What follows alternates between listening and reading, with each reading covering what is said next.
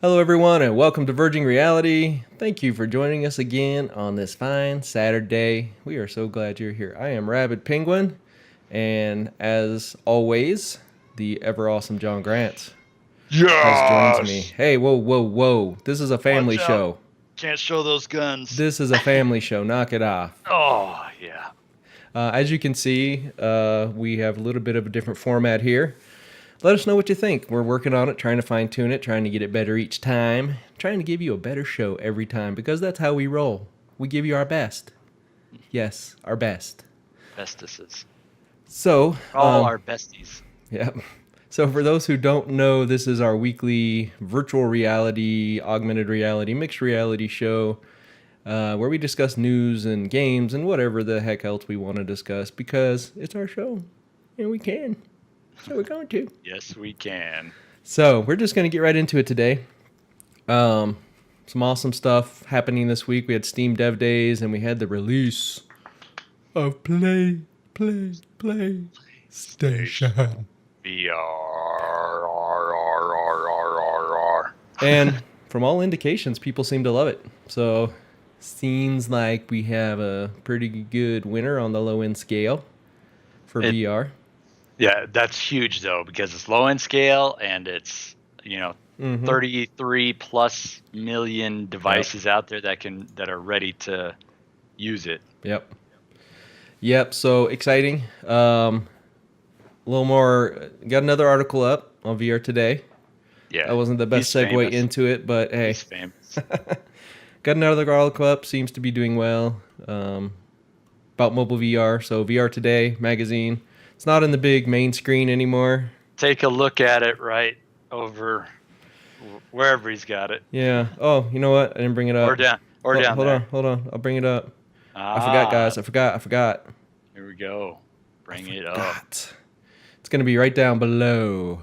Below. Down Hey, there.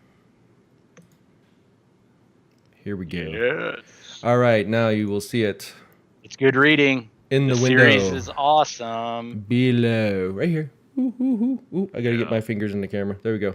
Boom. All right. So take a read if you're interested in the mobile VR market. It's got some good information. So moving on. And one more thing is Steam Dev Days, right? Or did you already say I that? said Steam. Yep. Steam Dev Days. Yeah, that's what I clapped for. Yep. Oh, I thought you were clapping for me. Now you know. Clap fail. It's like, oh. Ah, sigh. All right. So, yeah. So we had Steam Dev Days going on this weekend. Let me bring you up some And stuff. you actually listened to it and watched it, right? Parts of it? No, I didn't get to do anything with Steam Dev Days. Oh. I looked at basically what they were talking about for new controllers and stuff. So it looks like on this one, Steam Dev Days were mostly focused on hardware. Mhm. There's actually an article. I'm going to bring it up. There's actually an article from PC Games Network, I think. Did I take it down? I did take it down. Anyway, there What was are you looking at? oh no, here it is. Yeah. So, looking at the PCGamesIn.com, did I send these to you? I don't know. Send them. I get them. And that way we're all talking about them. Yes. I'm going to send them. Excuse us for one moment. This is going to mess up the video because Skype is not friendly this way. All right, got it. And the other one I was going to send you. Oh, yeah. Oh, that's funny. So this was posted 21 hours ago. And it says, Valve are making new VR games and will announce them at Steam Dev Days 2017. Really? Mm-hmm. Oh, that's wonderful to know. Okay, a year away from last week, woohoo, or this week, we're Yeah. gonna know what games that Valve. Come on, that's like saying Valve, and it's funny that they say Valve are making, as if it's a plural. It's a company. Valve is making new VR games and will announce them at Steam Dev Days in 2072. Yeah, and it's Come on. interesting because I don't. I mean, yeah. It If says, that will 2017 be the year Valve it, finally count to 3? It could well be, as they've said to expect some big software announcements from the company next year. Duh. I can't see how anybody would report that. yeah. But Well, because we everybody's brought up their excited. site. We brought up their site, right? Yeah, everybody's excited about Steam V. I mean, Half-Life 3. And what if Half-Life 3 was in VR? Oh yeah. What Well, if? guess what? Half-Life 2 is. Well, you can watch it in VR, No, but no, no. No, you can play Half-Life in VR. anyway, yeah. You know what's funny to me is that now I guess the way I first read this was Valve announced they'll have some games next year, and I'm thinking Oculus is going to annihilate them then because Touch is launching with 30 games. Mhm. But I think the point behind it was Valve is launching some games next year. That doesn't mean there aren't going to be any games launching on Steam or launching for Right. VR or launching for the Vive. Other companies are going to be doing it. But the way he wrote the article almost makes it sound like you're not going to have anything for VR on Steam until next year. Yeah, I could imagine that Half-Life 3 from Valve would be appropriate. Why? VR, meaning because you can already play Half-Life 2 inside VR, Yeah. and it's And Team Fortress awesome and and fun. And since it wasn't made for VR, but it's still really compelling, it's really good experience. Just think now that if they make it for VR, which probably they will, that's going to be an awesome game. But yeah. you got to watch out. What's going to happen? If I go and play that, and I see those big old spider things, and I might get a little post-traumatic stress from, my time inside Half-Life 3. Whoa! I could just think about that. One, I just want to look at the awesome scenes. Why? Because Valve always had some really cool scenes. So let me walk around. I need some buddies to come with me so I can just focus on the awesome scenes while you guys kill the big spiders and stuff that are attacking me. Yeah. Well, I guess the biggest thing here was the the thought that maybe Valve would announce the mythological Half-Life 3. Uh-huh. But I just don't. Anyway, it's a weird title, like you said. Yeah. Just new VR games will be announced at Steam Dev Days. Well, I'd hope so. I Yeah. would hope there's Yeah. something cool, but I hope there's a lot more before a year from now. Uh-huh. Otherwise, Oculus is going to run roughshod because they're going to have all the games, and Touch, and most people are even saying this. Touch is a better control system than the current Valve controllers. Mhm. However, we got some new insights Oh at Steam yeah. Dev Days So this means that about we've a got to get our new. hands on. We at least have to try the new one to get some video of it. So I need to contact Monique and say, hey, Yeah, uh, can I come up and get a feel for it so I could tell the rest of the folks? yeah. So I want to say something to our viewers. Last Uh-huh. week, when we were talking about controllers, Oh John yeah. was talking about the type of controller we had touch, right? John was talking about the type of controller he thought we would need. And he had actually talked to some of the engineers at HTC about, what kind of controller would be good for someone like him, especially with his hand because it's messed up. One of his hands where he got hurt. And we were talking about how the touch allows you to do, the fingers and the thumbs and whoop, and, the okay, and you can even flip someone off if the developers code that in, because Yeah. Oculus has confirmed that's possible, which is something we talked about last week. And I had talked about that with the touch controller, the only thing I really didn't like was that it wasn't strapped to me, like to my wrist, where in order to do some of the things I want to do, I would have to, open my hand, and my hand doesn't hold things all properly in my left hand. So that strap would have been, really important. Well, when you notice the pictures of the new HTC Vive controller, at least the developmental one, and it's got straps on the wrists, and it gives you a lot more freedom to do things with your Yep. fingers, which I guess the sensors on there track the fingers or something. Um, Yeah, and it looks like from this picture here, I'm going to make it bigger if I can. No, that just takes me to Twitter. Um, the what they're showing here with the strap is it looks like it's actually fairly close. So unlike like the current controllers where it's strapped, but you drop them and they're kind of dangling a little bit. This one looks like you're meant to open your hand and you can even lean down and it's not going to just fall off your hand because it almost looks like a clamp on your hand, and then it's got the wrist strap for like the added benefit or something. Yeah. But the cool thing about these is they basically take touch to the next level because you can open your hand completely, right?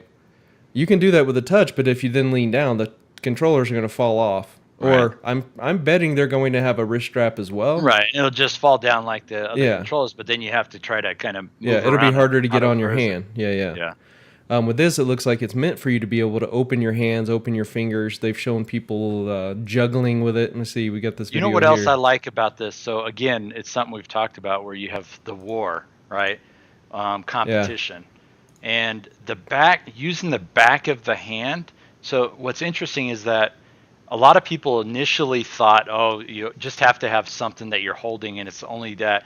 Yeah. This space around the hand becomes very useful, and Oculus did it first, right? By saying, well, let's just put that band around there and Yeah. we'll be able to do some stuff with that and do things. Now, with that, then that means in that space, we were talking about this, that if on the new Valve or Vive controllers, that along that top ridge line, you could put something on there that then would also observe the hand in other ways. Yeah. So you would always be able to see the hand, even if your head was turned to the opposite direction. And inside the experience, your hand is still doing things because it's being tracked. Your fingers are being tracked, or even just you add some other things on there where it's almost like if you do this or do this, something else is going to come out and do something out of that configuration. Yeah. So, and it looks like developers actually already have their hands on it because I just showed one video where they were actually using the new controllers inside Call of Starseed,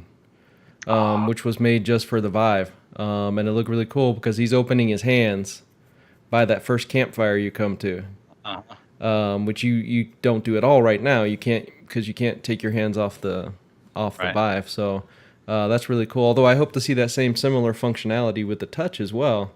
Because my impression was, again, the middle finger thing, but that you could track all the fingers. Yeah. It's just they're leaving that up to developers to now remind how they want to use it. Remind everybody that what we're seeing in the images of the new controllers, it's a developmental one, right? So this is a prototype. You still see the sensors are open, right? There's no covering over the sensors. Just think of what the prototype Valve HTC Vive controllers look like, where they were real blocky and stuff, and now what you had in the commercial release, which is a lot smoother. So think of how much smoother and ergonomic looking, maybe futuristic looking those new the developmental controllers could look like. Yeah. Well, and I mean, I think they look awesome, man. I just looking at what they've got here. I love what they're doing. It almost feels futuristic the way they designed it, right? It's almost like there's two pieces instead of one.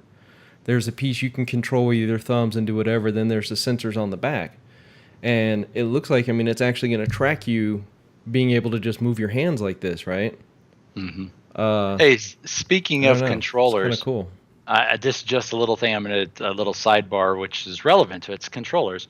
So if for whatever reason you break your controller, you break one and you don't want to spend, I forget how much it is for another controller, but you need to play and you need to do something right away. If you can find an old Razer Hydra system from Razer that uses the STEM? STEM sensors, something like that. The Steam driver that's available for the Razer Hydra works. So if for some reason you can't use the wireless controller someplace because you're using wireless between the controllers, you can still get some functionality out of those Razer Hydra controllers right now. Although you're limited in your space, you're stuck really to your standing kind of experience. But if it's an emergency and you got to do something, or you just can't be someplace where you're going to use wireless for whatever reason, then you could use those Hydra controllers. Some of you have the Razer Hydra controllers just sitting around, and they can become relevant to some folks. So it worked. I got it to work in several games. So every game I tried on Steam, it worked. I just had to configure it a little bit better and make sure I'm in the right spot. Yeah. But you could still play your games. Yeah. And now Razer Hydras are. They don't make them anymore. Yeah, you might be able to find them out on secondary markets. Razer actually had taken over at some point. So I don't know if you can find them somewhere from Razer. The website's up now. You can kind of see it down there. But yeah, Razer support has been in for quite a long time for both Oculus and for the Vive. The only problem with the Razers compared to your Vive controller is they're wired, so they are connected.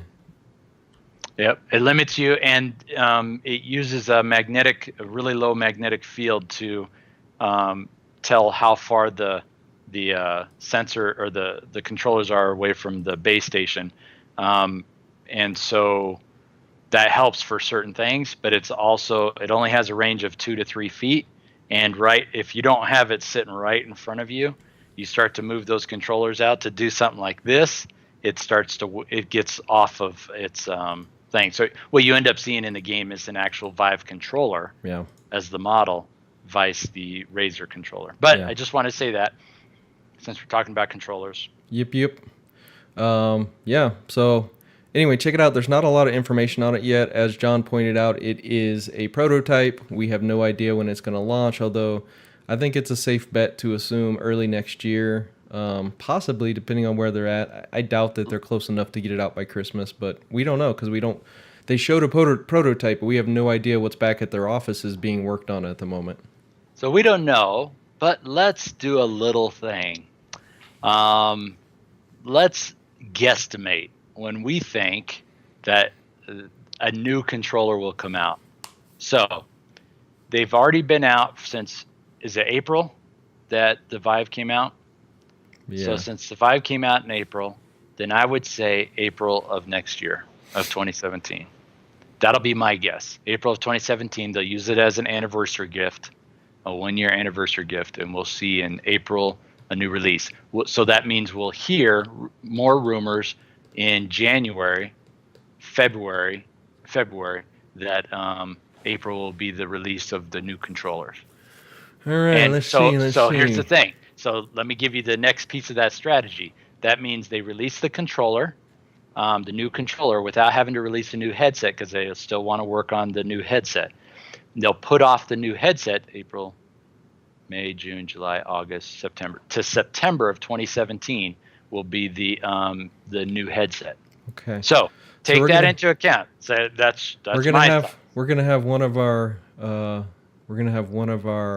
Verging Reality disagreements. Because I happen to have heard, basically, and this could change, it's a rumor, but I happen to have heard there will be no new Vive headset next year. The Vive 2 is not even close to ready. They're still just working on the roadmap. All right. Though, here's what I think there will be. Remember Quark? Mm-hmm. They're working on that wireless solution that works with your current Vive headset. So I think that there is a possibility there will be a new kit that will include the ability to have a wireless Vive by around that time frame, possibly sooner. We'll know more in January because I think they're supposed to showcase it at CES. So what you're saying is that they would showcase at CES in January, but not release. Most likely, they would release the wireless module in April then, along with the new controllers. It depends on where it's at because my understanding was they were going to show a prototype of the wireless at the end of this year, beginning of next year. Mm-hmm. So it depends on where they're at. Is it still a prototype by that point? If it is, then we're still looking at probably closer to the end of the year for mass production. Because they're still working on problems, or Quark, one of them, I don't know which one's working on it, but they're working on problems with getting the right amount of signal so that you can send that much data over wireless.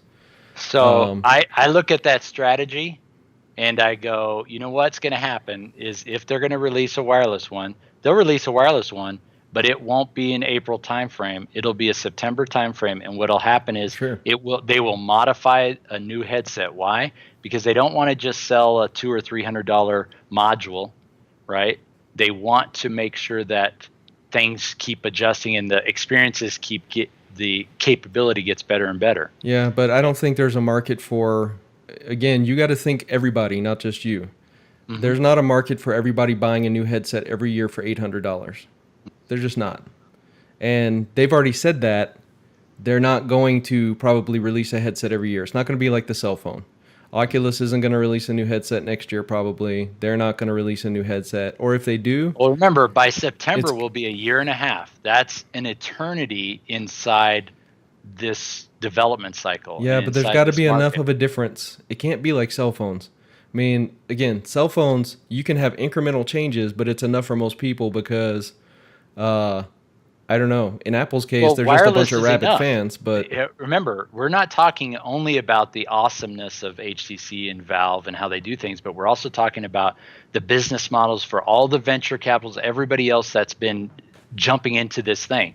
They're going to push to say, we need to sell more hardware as well. And the way that you do that is you say, okay, how do we do that? We're going to make an adjustment to the headset where it's going to require that we adjust. We make a tweak here and there. We will sell a full headset.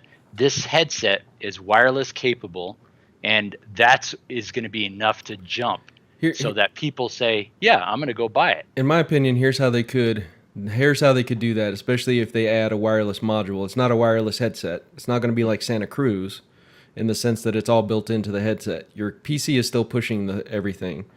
They're just using a module that you can plug in to the top of the headset or something, I guess. If they do, now let's go back. The controllers, because we're talking about two different things now. The controllers, you say April 2017. Mm-hmm. I know it definitely won't be this year.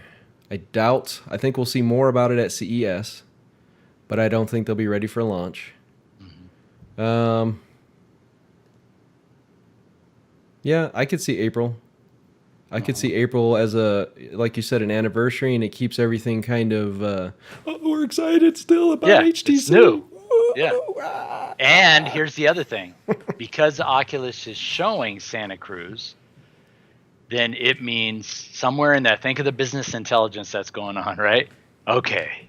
If Oculus releases a wireless headset, a Santa Cruz capability, people are going to jump to that pretty quick, and they're going to make a decision to do that instead of buying a Vive.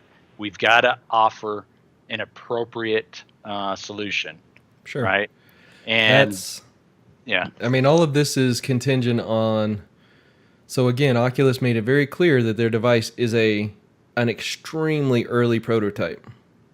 But we don't know what that means. That could just be business speak because we don't want to get your hopes up.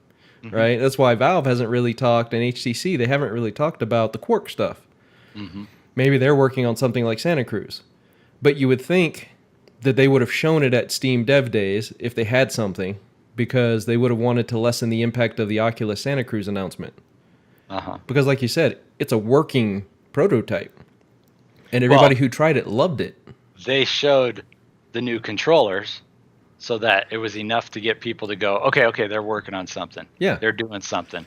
They didn't have to show the other piece. Yeah. I think April would be a good time frame for new sensors. Now, there's also going to be new sensors. It's not going to just be new controllers. It's going to be new, smaller sensors. They're supposed to be even better than the sensors we have now. Nobody's tested them yet that I know of, so we've not gotten any reviews or anything or previews on them yet. Yeah. But those are going to be coming as well. And they have also said that if you already have their early stuff, you'll get a discount. Mm-hmm. So they are planning on selling these controllers separately. By that statement, I know they're planning on selling these controllers separately. It's not now. They're probably also a bundle. Yeah. Every Vive from that point on will probably have the new controllers. Yeah. But here's where I could get with you on the September or Christmas time. In that time frame between September and December, is they create a new headset, but it's not a new headset, right? The technology and everything is the same. The only difference is you can use it wired, you can use it with this Quark wireless, but it's lighter. Yeah. They remanufacture all the plasticky stuff to make it lighter and more comfortable like the Oculus. We left something out of this whole discussion. What? We left out, how is Microsoft going to deal with PlayStation VR's release? Because in this strategy, the strategy isn't only between Oculus and HTC. The strategy is in the market itself of VR. So if somebody's going to spend $500 to $600 on a VR capability initially, just trying to start out, let's see, PlayStation got into the market. That means that for this Christmas season, focus will be on PlayStation VR and PlayStation games and getting a PlayStation 4 or the PlayStation Thin or whatever they are. And Microsoft's going to have to battle that somehow. Coming in late to the game, it might not be late to the game because they may already be collaborating with somebody. And so next Christmas, they'll have something. So if they're going to have something that impacts HTC and Oculus also in who's going to buy what from who at what time. Yeah. So that's going to be a major play. That's going to have an impact on what people do. Because if in June, there's hints that Microsoft's made a deal either with Oculus or HTC or somebody else to have an Xbox VR, then people are going to hold on to their money and not purchase anything in September, waiting for what's the news, what's going to be the release from Xbox VR. Yeah. This is all speculation, but I still think so. I think there are going to be some new players in the VR field next year, but I don't think it's going to be Microsoft. And here's why. I think Google and Microsoft and Apple are all focused on AR right now. Google Daydream isn't really a huge VR offering. For mobile, it's huge only in the fact that you're getting a better viewer, but you're still just using your cell phone, and it's however good the cell phone is. The viewer isn't that much different than the Merge viewer or any of the other cell phone viewers that are out right now. And we'll get our hands on one because they're inexpensive. I'm definitely going to get one and give it a try and compare it to like the Merge because we have access to the Merge and a couple other ones. So we're going to try and see how it works out. But Google's jumping into Daydream to me isn't jumping into VR, right? Because mobile VR is a really low end at the moment. Now, we don't know what they have in the future. By the end of next year, they could announce the coolest looking like Qualcomm reference model standalone VR. That's what I think we're going to see next year. Now, here's the other thing. So Intel has their reference thing as well.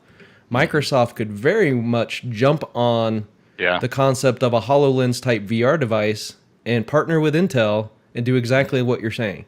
Yeah. I could definitely see that. I could definitely agree with that. So we got to be able to say here on Verging Reality that next year, another major player in the VR market is going to have to jump in. I think there'll be more than one. Well, I'm saying there'll at least be one major one. Yeah. Because Google is not a major player, like you said. All they did was do Cardboard Plus. Right. Kind of. Exactly. It's like, okay, That's they how I have feel a phone anyway. Yeah. and they just have a little headset. Well, guess what? Everybody can get a little headset. So I'm talking like this, one, because it just is perception. Yeah. And the other part is because Google specifically did Cardboard originally as a joke, see. Yeah. Well, it was employees on their halftime or whatever. But it was more like, all right, let's put this out because these people talk about VR like it's going to be important, and so they threw Cardboard out like it's not going to really be anything. And they got surprised, and they all of a sudden had to make an adjustment. And I think that speaks of a lot of the market right now in the big three companies you would think of, right? Microsoft, Google, again, they're hanging their hats very strongly in the AR market.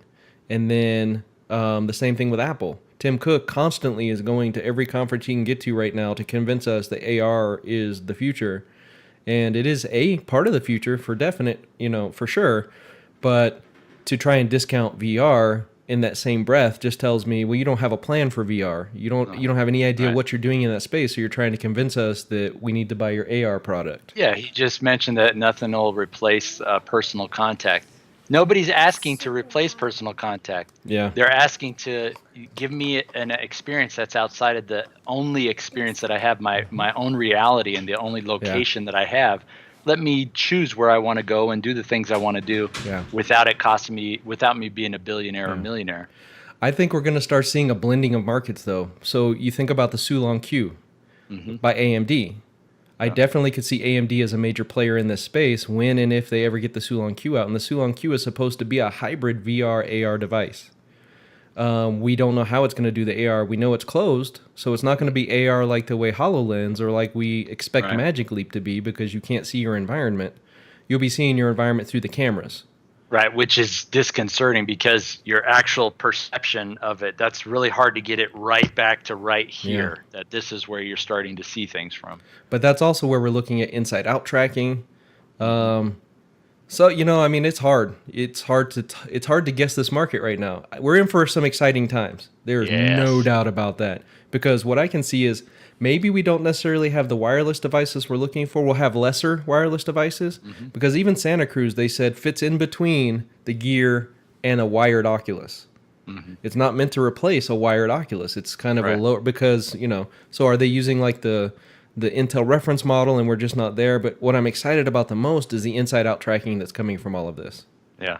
I want to. Yeah. I don't want to have to worry about sensors anymore. Let the headset map out whatever room I have Yep. and give me this awesome space, because it can map out actually even my furniture and say, okay, I got furniture there, so I can go up to this far, and we're good. Oh, don't want him to hit his monitor, and then maybe when the Guardian or the chaperone pops up, it doesn't just pop up a wall; it pops up my monitor. Right. So you Right? know not to hit your monitor. Yeah, I know what I'm about to hit, and if I want to Right. take the chance on moving closer to it or not. Because there's times I'll move closer to the wall slowly, and I'm past the chaperone system, Yeah. but I don't know what I'm about to hit. And if I'm about to just touch the wall, I may move closer to that than, Yeah. well, obviously I don't want to scratch my monitor. But getting back to the controllers. Unless you want to get rid of it and just say I accidentally scratched my monitor. Oh, gotta get a new I really don't want to get rid of this awesome monitor. one. Hey, Oh. yeah. All right. That's yes. So anyway, back to the controllers. I agree with you. I think April sounds like a good time frame. I think we'll hear a lot more in CES. All right. Stamp that April. Yeah, All right. I suspect that every one of these things is closer than we expect. They're just trying to temper our expectations, because the internet, Yeah. Oculus is a definitely fickle trying mistress. to temper it. Yeah. the internet is a fickle mistress, and internet denizens are an angry sort when you make promises. And we hear promise every time we say, well, we'd like to have this on this day. Oh, they promised. No. We know it's going to be funny. Somebody's going to say, well, Verging Reality said that they're going to have it out in September. Oh, we can only Right? hope. Yeah, somebody quote us. you No, know? I would love. And if we're right on as we start doing these predictions, then more people are going to start paying attention to us. Yeah. I would love if HTC had a modified version, even if they have the same technology they have now, but they have a modified headset that makes it as comfortable as the Oculus.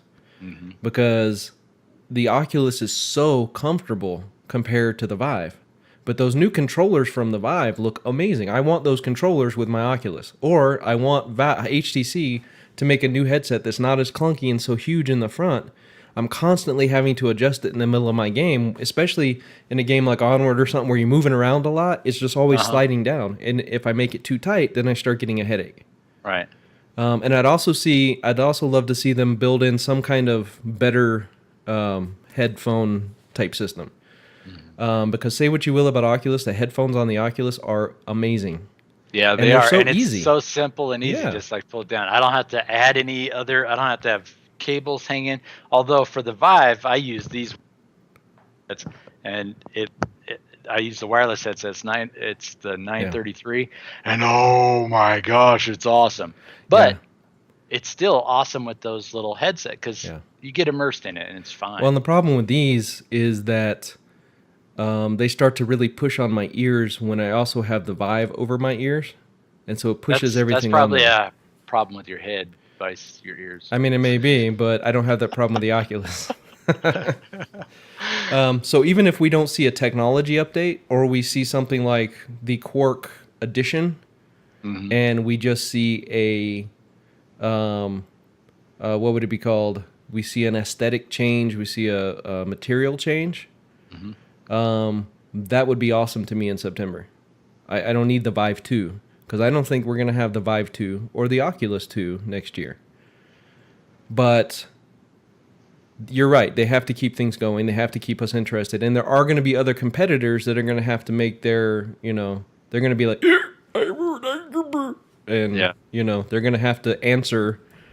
They're going to have to answer AMD. They're going to have to answer Intel and Qualcomm, right? Qualcomm is going to change the face of mobile VR. With that reference model, no one's going to care as long as it's comfortable. Nobody's going to care about the gear, right? Nobody's going to care about Daydream. Well, Right. Daydream View. Daydream itself is a platform. Daydream it as a platform, I mean, they may have big things ahead of them. But Google's always kind of concentrated on the platform, right? Cardboard is a platform as well. It's not just the cardboard device. Right. That's part of It's it. the software. But you You can't it's run the it background. unless you Right. need So, software. and they're supported by a lot of different groups. So I could see Qualcomm is probably going to support Daydream over Oculus. Hey, so this is another time for us to tout Udacity's VR developer nano degree program that is supposed to come out soon. That Google and HTC and Upload VR. Upload. And Unity, So I think. they're using Unity for it. So again, every single time we go through this, there's a Udacity VR developer nano degree program. Why? Because we need more people out there building amazing content. Look, you want to get a good job, you want to get something that's going to be worth something for a long time, but you don't have to spend 4 to 6 years in school learning to do it. VR nano degree, 6 to 12 months. It doesn't cost very much. You don't have to be. In fact, I had this discussion with somebody yesterday who said, "Look, we don't have money to hire all kinds of people and pay $60,000 to $80,000, in a thing." I was like, "Well, why would you initially do that?" Usually, you're doing that because you're paying for somebody's college also. That they've got college loans they got to pay off. They spent 4 years plus more to focus on how to develop the particular content. If you had somebody that spent 6 months at $195 a month and got half of that $195 a month back, they don't have a college loan. They don't have this massive college loan that they have to pay off. So is it possible that you start them at a price where they're happy that they're getting some resources while you providing as a company the equipment, the powerful equipment for them to do the things and develop and to collaborate and all that kind of stuff, while they can still do other things too if they need to. But you don't necessarily have to at the beginning pay them $70, $80, $90, $100,000. You start out lower and then you can start going up because your company could quickly start making money if you have somebody for a year or 2 years. So you say, look, stay with me for 5 years. This is what I'll guarantee you on your track. You're going to, on your first year, you're going to make 30,000. That sounds terrible. Next year, you're going to make 40,000. The following year, you'll make 50,000. And the point is, because during that time frame, what you're doing is getting people right out of high school and not out of 4 years of college. So they're not spending years 19, 20, 21, and 22 in college. Instead, they're spending years 19, 20, 21, and 22 making their way up to $60, $70, $80,000, but also helping your company get to a certain point. It's still a living wage. They're still going to be able to make money, and they're going to be able to do other things too and not just work for you. So not if it's a full-time job. They may be able to do other things on the side, but it's still going to be, you're going to be giving your full time there. 30,000 is horrible. Nobody's going to work for that with a technical degree, period. I'm a tech guy. Nobody's going to work for that. Now, college guys or high school guys coming out with like a nano degree or something, you probably get them around 50, 45 to 50. Because they don't have any experience, and if you give them that shot to get experience and everything, I could definitely see 45 that time, because 30,000 is almost, I mean, that's nothing in the cost of living nowadays. And it also depends on where you live. So somewhere like Tucson or Phoenix, that money obviously can go a lot farther. Somewhere like California, there's no way on earth anyone's going to take that amount of money to live there because it's too expensive. Same thing with the East Coast. So it's area driven, right? It just depends on where you have your business and what you want to do. But I don't think you want to build your VR business just on people who got a nano degree and have no other No, experience. not And so you're just. going to have to pay something to get in this game, right? You can't Right. just say, "Oh, we can't do this because we can't." Well, find a way. Because the payoff for you later is going to be huge if you're one of the first groups to bring this kind of thing to a non-gaming market, Hmm. right? And we know how big that market is. But you got to get some skin in the game, Yeah. right? And if you're not willing to do that, then you're going to be behind everyone else who is willing to take a bit of sacrifice, maybe a cut at the CEO level, right? Or wherever they can What? find that, and bring in a guy that's really, or a gal who's really going to annihilate things on the VR side and even give you that capability, because someone who comes in, I believe, as a VR nano degree candidate is also going to understand the concepts of AR, right? And they're going to know Unity, so they're going to be able to develop for the HoloLens. Yeah. The kind of stuff they're They'll be developing able for to VR, develop for they all the can, platforms. right, exactly. So I mean, I think you're getting something huge when you get someone with that degree, and you want to hold on to them. Because in this market, like you say, a year is a long time. Yeah. If you wait 3 years to pay them what somebody else will pay them after 6 months to a year, you're never going to hold on to anyone. They're Yeah. just going to leave and go somewhere else. And you're going to constantly be behind everyone else in the market because you didn't want to pay a little bit up front. So what you just highlighted is, again, why we bring this up about Udacity, is that there's going to be such a demand for people that someone that made this suggestion like I did, that, well, paying $30,000 or $40,000 isn't going to fly, because they're going to get pulled to, they'll find a job like this someplace else starting at 70 or 80,000 or more, because the demand is so high. The demand is going to be so high over the next 5 to 8 years that someone can't get away with that, right? To say, I'll give you $30,000 or $40,000, because you're already specialized, you're already focused, you're already at a point that Google and HTC say you're ready to develop content. You're ready to start your own startup if you want. You already understand what the problems are and the issues are. Yep. And I mean, we don't know how that part of the market's going to shake out. I look here on their site themselves, they have base salary for AR VR engineers, 42.9 to 157K. But the average pay in that is 100K. And that's huge when you start about, hey, I'm going to start my job. Yeah. So if you just started at that point. Yeah. So if the average pay is 100,000, then 60 or 70,000 is a drop in the bucket to get an AR VR engineer, right? With no experience even, because that 100,000, I'm sure, is someone with experience in other things like software development. They've had some time doing other things. So again, depending on where you live, 45,000 is a lot of money. In other places, it's nothing, right?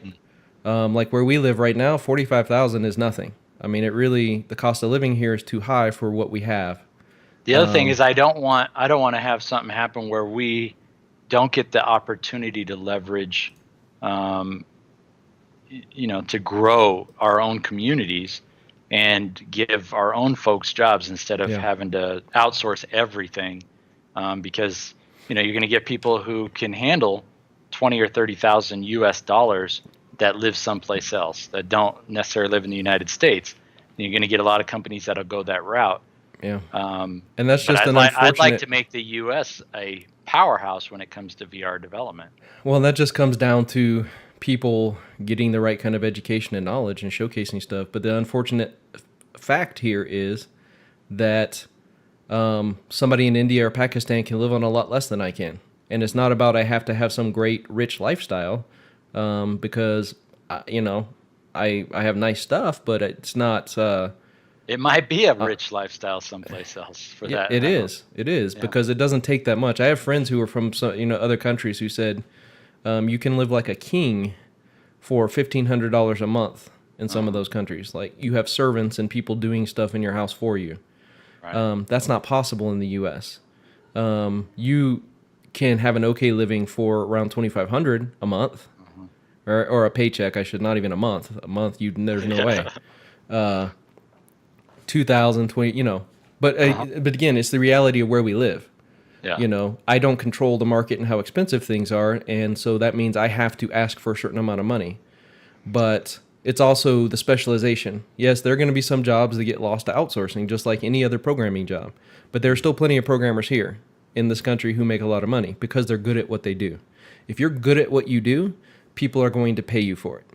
But be the best. The reason why my friends from India and Pakistan end up getting a lot of the jobs here, and people argue with me about, oh, well, they're given those jobs. No, those guys are good. They're good at what they do. Their programs are awesome. Their colleges are awesome, and they teach them things. And they come here and they know what they're doing. So of course they're going to get the job over somebody who wants to be lazy and just wants to, put in half the effort or whatever. Be the best. You don't have to worry about a job. Yeah. Do your best. Always give the best effort. You don't have to worry about it. Right? I'm not saying you won't ever lose a job, but you'll have something waiting because your work will speak for itself and people will want you on their team. Thank you. Thank you. I know. Everybody will want me. Hey, did you get your Slack update? Your Slack email from Udacity? No. Did they send something? Yeah, so they sent me something saying, hey, you signed up for the VR Nano Degree program. Come join our Slack channel. And so I joined that yesterday. Maybe it's sitting in your it's your probably spam in my or inbox. something. And so I went there You know and I joined me, up. I don't look at my email all the time. No. And whatever email you signed up with, that's where they would have sent it. I need my VR email. I need to get in a VR. When I'm in a VR headset, that's when my email pops up and I can go, Nope. Yeah. Hey, we didn't talk about it last week, but Oculus is working on Caramel, which is their VR browser. Oh. It's basically their VR for the web browser, full browser in VR. And they just kind of talked about it. They didn't show a lot about it, so no idea what that is. But maybe you'll have your email in VR here soon. Yeah. But yeah, I was on the Slack channel, and one of the guys from the VR team was actually answering questions. And people were asking, we talked about the math requirement and the programming requirement. And he mentioned, it's better if you come into it with some knowledge of this stuff, but they're going to teach what you need to know.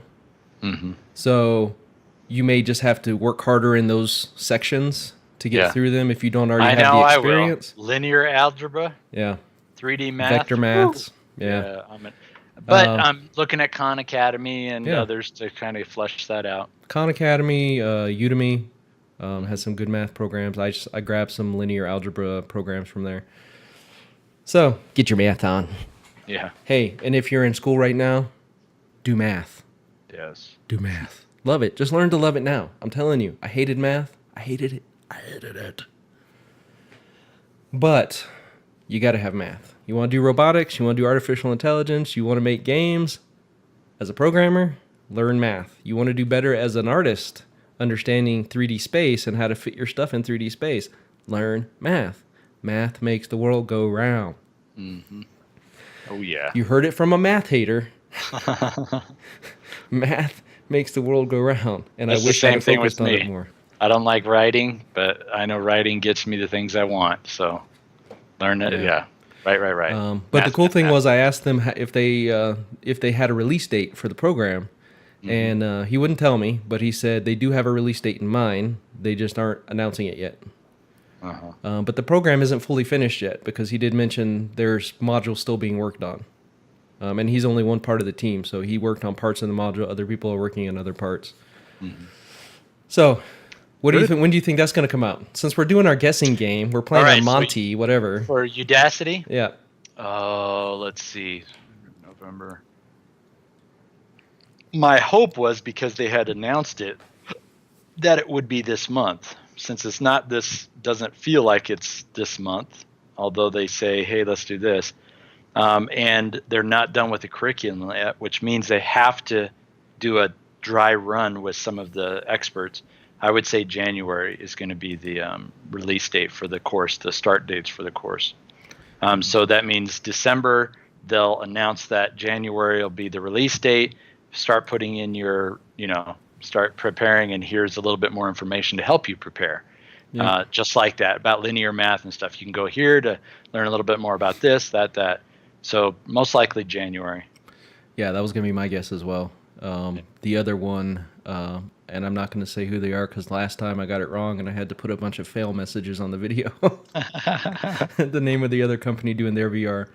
But they're announcing in January as well. And so I almost think Udacity has to, because that other program I think is a year long. Mhm. And if someone gets caught up in that one, they're not going to stop and go to Udacity Right. because they're going to be busy. So I think to be competitive, Udacity is going to have to put theirs out there around the same time. Then again, Udacity has some bigger names, right? Udacity is already synonymous with Google. So there may be a lot of people like, oh, I know that's coming, but I'm going to wait for Udacity because there's more weight behind it. Mhm. You think? Heck yeah. Yeah, I so would yes. I'm Because definitely waiting for if Udacity. Google and HTC are pushing and pushing and pushing for Yep. it, they want it to be successful. Yep. And the other part is they're looking for, with their partner companies, Yep. they're looking to say, guys, as soon as somebody finishes that degree, they're ready to work for you. Yep. Did you look at all the other Udacity programs? Not all of them, though. So the thing I noticed about all the Udacity programs is like almost every nano degree is around something that Google's working on. That's smart, Right. So right? they have a smart car nano degree. They have a deep learning nano degree. They have, I think, a computer vision or something like that nano degree. Huh? Okay. Hold And on, I'll be right back. okay, so they have all these different nano degrees, and it's all revolved around what they want to do. So obviously they're going to want us to they're going to want people with those skill levels. But anyway, as I was telling our fine viewers, Udacity has a ton of other programs. There's a ton of free content that's meant to get you ready for their nano degree programs. So go check those out, see what they have to offer. And when you go there, and tell us your very first PlayStation VR game that you build, because we're going to need a lot of new games. So there's like, what are we going to look at? Like several VR games that PlayStation has. Yep. So I that actually there got is. this, I don't know, whatever was freezing it up, I got it to come up. But I just wanted to show people real quick because I was telling them just Udacity in general and what they have. There's things on data science, software engineering, Android. You can become an Android nano degree program. Just a bunch of stuff. And you can see over here on the left, you're looking down at the window. You can see over here you've got companies like Alteryx, Amazon, AT&T, Autodesk, Cloudera, Facebook, GitHub, Google. These are all companies that worked on these degrees. So these are all companies that are waiting for you to get these skills and to come work for them. And I highly doubt it's just people with a ton of experience. They want people who show the type of aptitude that they need to make these things successful. And in VR, my goodness, they even say on their nano degree program it's an 800% raise in need every year. Yep. And that's why I was saying about the 30 or something thousand. I don't think anybody would ever attract someone because there's too much need everywhere else, and they're going to pay better. So, but anyway, that is nano degrees. So, as John brought up, PlayStation VR, it launched this week. Woohoo! And people seem to love it. So this is huge. Why is this huge? Because there's over 35, some estimates 40 million PlayStation 4, 42 million. 42 million already out in the market, right? So that means already 42 million capable devices ready to operate the PlayStation VR. Yep. Which is a lot different than with the Oculus and the HTC Vive, right? And same thing with the Samsung with the Gear VR. Is you had to buy something that was already really expensive. You didn't really have it in your, at your house. But people have had a PlayStation 4 for a long time, and you don't need to do anything except buy the PlayStation VR, do your configuration, and rock and roll. Start playing some of these awesome games. Yep, and so I'm looking at Road to VR right now. They're basically their review of PlayStation VR. And I mean, they had really good things to say about it. Now, I've used the PlayStation VR before a few times. Some of the things they talk about here, I didn't experience as much. I guess some people are complaining about screen door being very bad on the PlayStation VR. And there was one picture they showed. They talked about something called the Mura effect. I've never heard of that, so I'm just kind of telling you the Mura correction. And they're saying, you'll see the picture up now, but they're saying that basically this thing you see on the left is like really screen door pixelated, but that's not actually true screen door. You're not seeing the pixels. You're seeing this mirror effect, and I don't know if that's caused by software or what it is there. You can read the article at Road to VR. I'm not going to go into all the details. You can read that for yourself. They explain it very well. But yeah, I mean, it seems like their overall impression is positive. It's not scary to set up, they say here. It is wired, so, and there were some people that somehow, for some reason, they thought it was a wireless device, but it's a wired device, just like the HTC. It has a base station or whatever that you hook everything into, that hooks into your PlayStation 4. And yeah, I agree with you, John. It's a big deal because of that base, right? I think a lot of people are going to be getting PlayStation VR this Christmas for $400. They'll start paying attention to VR Mm-hmm. because of that. Even people who weren't even thinking about, so what? Who cares about that VR stuff? I don't have a 1080, video card and a powerful machine or whatever. But then they're going to take this and they're going to see how awesome it is. And some of them will just stick with this because they're just console players anyway. But some of them are going to be inspired to see what they can have that's more. The hope is, here's the thing, that Sony can track the amount of time that you're playing, which Microsoft does and all that kind of stuff, right? Same with some Steam and other game things, where they'll track how much time you spend in different games. Well, if they look at it and they go, wow, we've got, 12 million people spending a lot of time in this particular VR experience, we need more of those VR experiences. So you're going to have companies in the waiting. I believe there are companies in the waiting that at a certain point, Sony will say, we need these type of experiences and we need them by this year. Give us your proposals. All right. Yep. Go push. And then you end up with 8 new experiences by this time next year, whatever. But it's going to come down to that. So you're going to, again, those companies are going to be wanting more people to be able to develop. Yeah, and Sony, like everybody else, is paying people or I don't know if they're paying people, but they're working really deeply with people who want to do PSVR experiences, where they'll not just work with you, like maybe you can even get some funding depending on your game, but they're going to make engineers available to you who can help you when you're running into issues with the PlayStation stuff. So they're trying to make it easy to get into this space. And they are actually launching with quite a few games. And I've played some of these, and I recommend the one that comes with the PlayStation VR has London Heist. I could get a PlayStation VR and just play London Heist for a week. I mean, it's just Talk about it. a very compelling experience. So London Heist, let's see if I can bring it up for you guys. We're looking at some of the games here that come with it. London Heist is basically a shooter game, but it's instead of just being kind of a room scale shooter game, it's almost like a standing experience. So they're putting you in a car where you're in a seat, so you don't have to move around much in the seat, but you're moving around just enough to make it compelling. It feels like you're actually in a car, leaning. In the scene that I was in, I was actually behind a desk. Here we are. So it's part of PlayStation VR Worlds. I'm going to bring up the official website here. And basically it's a shooter. So you're shooting at bad guys, but there's a story behind it. So as far as I can tell, I was a bad guy. And here, the video's coming up now.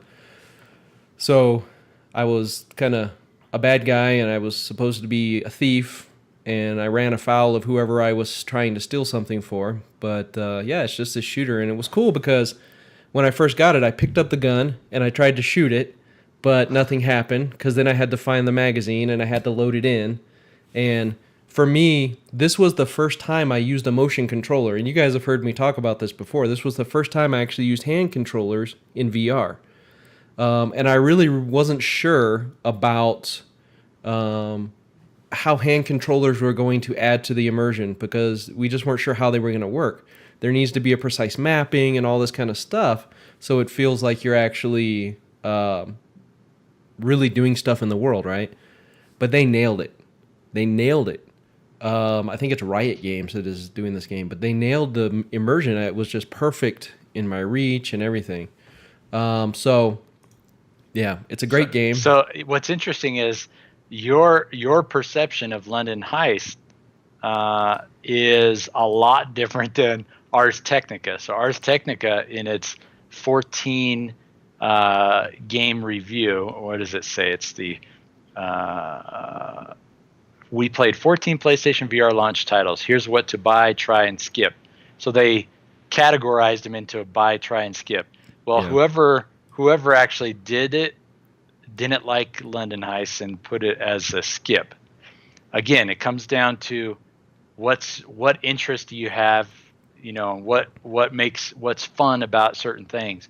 And it's sad that they just throw, instead of just looking at all these and saying, hey, these are the experiences, kind Yeah. of like who did it? The Next Web. Is that?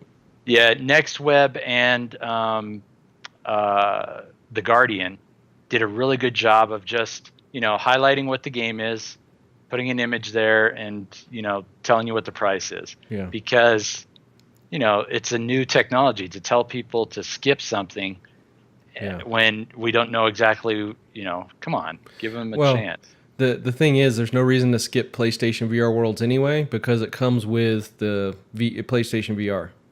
You don't have to pay for it. Now, I'm reading what they're saying right here about it, and I can understand where they're saying the novelty wears off. They're just a bunch of quick stories, quick demos, because it was meant for Sony to showcase the PlayStation VR. I didn't know that about London Heist. I've played one level in London Heist, but it was impressive enough to me in that level that I want to go back and finish out the story. I would definitely play just for that game alone. Even if it's short, I'd pay $10 to $15 for it just to finish it out and see what it was like, because there are other short experiences for VR that cost even more than that. So yeah, I mean, there may not be a lot there, but I think sometimes reviewers make the mistake of thinking that we want all of our games to be sweeping epics. No, sometimes you just want to get in a game and shoot stuff. Right? And Epic understands that, right? With their Robo Recall, it's a silly tongue-in-cheek game, and all you're doing is just shooting a bunch of robots. There's really nothing else to it, but that's compelling to some people. Some people just want to get in and shoot some stuff for a little while and get out. So what's interesting is that the guy that wrote it, Mark Walton, wrote the piece in Ars Technica about the specific part about London Heist. If you don't read through it, you get the perception that they just say skip it all completely. But in reality, he says London Heist is a prime example of how to make storytelling work in VR. Mm-hmm.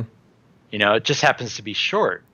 Yeah. And I don't think he meant to say skip it. It was the overall writer of this, Kyle Orland, who I guess is the one posting this entire thing. He suggested it as a skip. So that's weird. I'm interested when this article was written.